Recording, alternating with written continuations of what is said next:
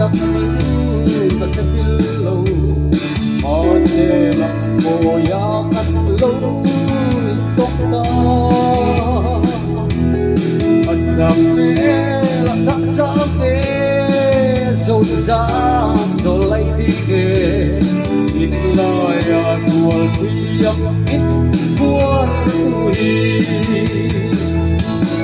ta sẽ mong ta chua đi lúc lệ non chua mai có asam mê neo ta cứ lâu phải lo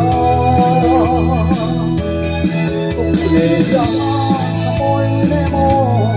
cho đua liệp tay lúc lên về cứ chỉ qua lên môi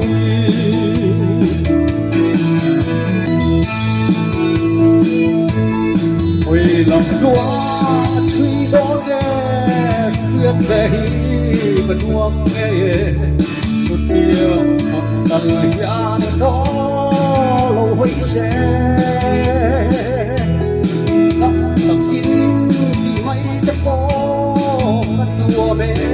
đột ván mây an đêm đêm người yêu biết chắc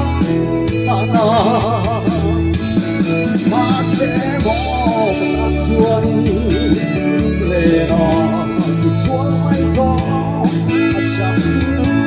leo đất phải lo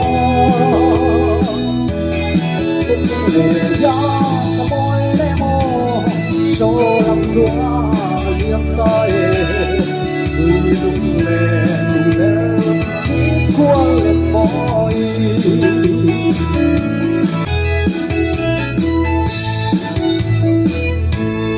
liệp họ sẽ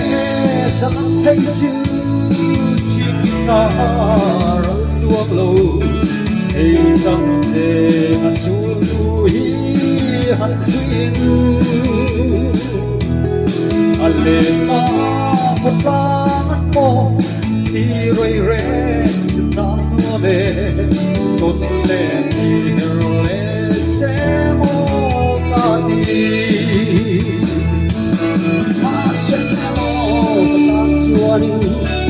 lúc lệ còn xuống mây khó asam mê đất lâu mây lo cũng lệ gió môi nemo